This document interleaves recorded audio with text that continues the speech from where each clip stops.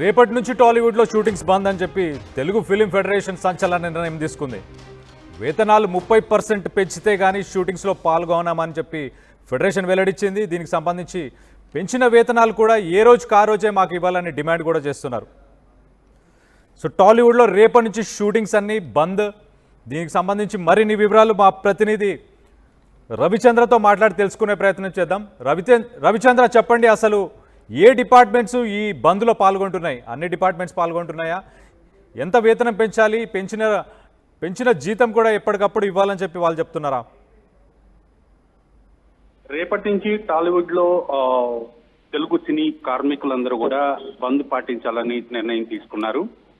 తెలుగు సినిమాలకు సంబంధించి ఎక్కడ షూటింగ్ జరుగుతున్నప్పటికి కూడా, ఇండియాలో ఎక్కడ ఏ ప్రాంతంలో షూటింగ్ జరుగుతున్నా ఈ బంద్ వర్తిస్తుందని కూడా తెలియజేయడం జరిగింది. అలాగే ఇక్కడ తెలుగు రాష్ట్రాల్లో ఇతర భాషల సినిమాలు జరుగుతున్నా కూడా వాటికి కూడా ఈ బంద్ పాటించాలి.